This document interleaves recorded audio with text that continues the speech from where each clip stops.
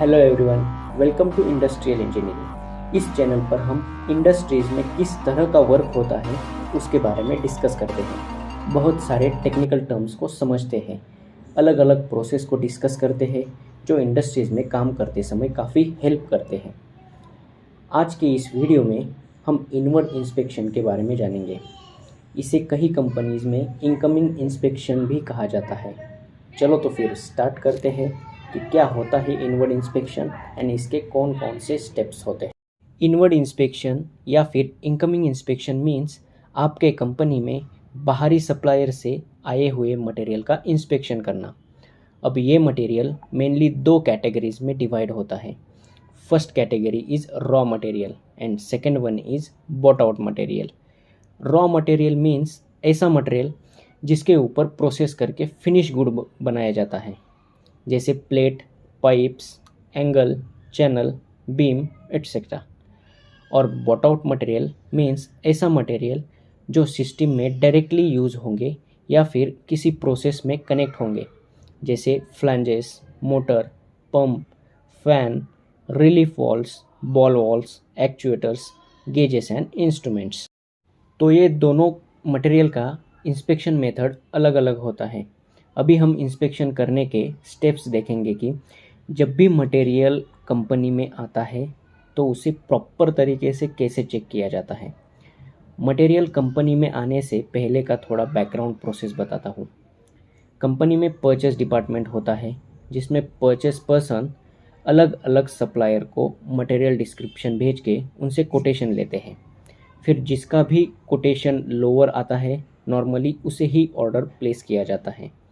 Means supplier को purchase order का copy mail through या फिर सिस्टम थ्रू चला जाता है। परचेसर ने ऑर्डर प्लेस करने के बाद सप्लायर मटेरियल अरेंज करके हमारी कंपनी में सारे रिलेवेंट डॉक्यूमेंट्स के साथ डिलीवर्ड कर देता है।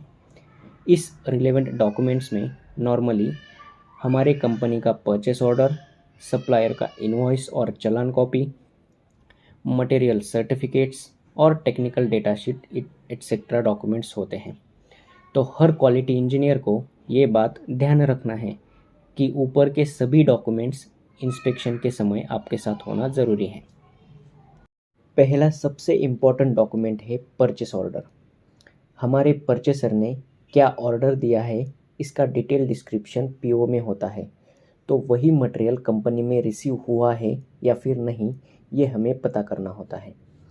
तो हमारा पहला काम है पीओ में जो डिस्क्रिप्शन दिया है उसका आइडेंटिफिकेशन एक्चुअल मटेरियल के साथ करना। जैसे अगर हमारे पीओ में दिया है कि SA516 grade 70 plate of size 20 × 2500 × 6000 mm, इसका मेक रहेगा जिंदाल, सेल और टाटा। ये सब आइडेंटिफिकेशन एक्चुअल प्लेट के ऊपर होना ज़रूरी है। इंस्पेक्शन का पहला काम यह है कि to check the material damaged visually.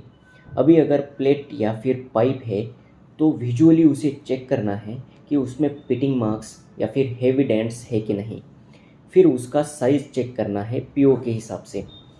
फिर उस मटेरियल के एमटीसी को एक्चुअल मटेरियल के साथ कोरिलेट करना है, मतलब जो भी इंफॉर्मेशन एमटीसी में दी होगी वो एक्चुअल प्लेट और पाइप के ऊपर है कि नहीं, जैसे manufacturer name, size, material grades, heat numbers etcetera.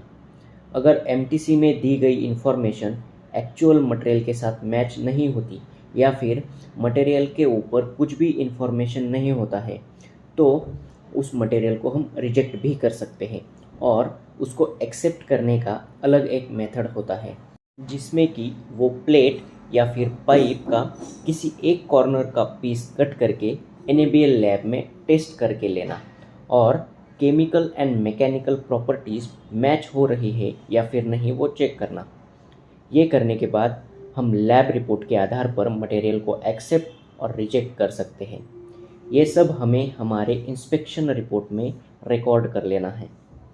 अगर मटेरियल में कुछ भी डेविएशन रहेगा तो हमें NCR जनरेट करना पड़ता है।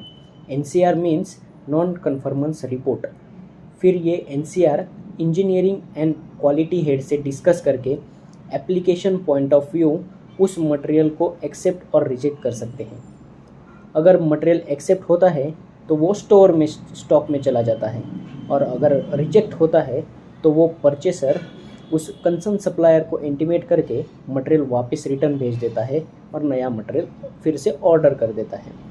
ये अभी बेसिक प्रोसेस हो गया। अभी हम रॉ मटेरियल्स में कौन कौन से मटेरियल्स आते हैं वो देखेंगे। पहला है प्लेट। प्लेट में normally pitting marks, scratches, dent, overlap इस तरह के विजुअल डिफेक्ट्स आते हैं, और इसमें लेंथ, विड्थ एंड थिकनेस ये इंपॉर्टेंट डायमेंशंस होते हैं। एमटीसी कोरिलेशन में manufacturer name, heat number, material grade and size ये इंपॉर्टेंट इंफॉर्मेशन होती है। रॉ मटेरियल है पाइप्स। पाइप्स में भी पिटिंग मार्क्स ऑब्जर्व होते हैं। फिर वो सीमलेस है कि ERW वो भी चेक करना ज़रूरी है। सीमलेस मीन्स उसमें ओवरऑल द लेंथ में कहीं पर भी लॉन्जिट्यूडनल जॉइंट नहीं होता, and ERW means electric resistance welding से बनाया गया पाइप। मीन्स ये पाइप्स में अलोंग द लेंथ एक वेल्डिंग जॉइंट होता है। इसमें outer diameter, thickness and length check करना ज़रूरी है। MTC कोरिलेशन जैसे manufacturer name, heat number, material grade and size ये भी इम्पोर्टेंट इन्फॉर्मेशन है। रॉ मटेरियल्स में रॉड, एंगल, चैनल, बीम इस तरह के मटेरियल्स आते हैं जिनके डायमेंशंस स्टैंडर्डाइज होते हैं, और वो उसी स्टैंडर्ड डायमेंशन चार्ट से चेक किए जाते हैं। इनवर्ड में कुछ मशीन्ड कंपोनेंट्स भी आते हैं जो असेंबलीज़ में डायरेक्टली यूज़ होते हैं, तो उसका इंस्पेक्शन भी ड्राइंग के हिसाब से करना ज़रूरी है। इनकमिंग इंस्पेक्शन में NCR हैंडलिंग एक बहुत इम्पॉर्टेंट टर्म है। इसका मैंने एक अलग से वीडियो बनाया हुआ है, चाहो तो आप उसे देख सकते हैं।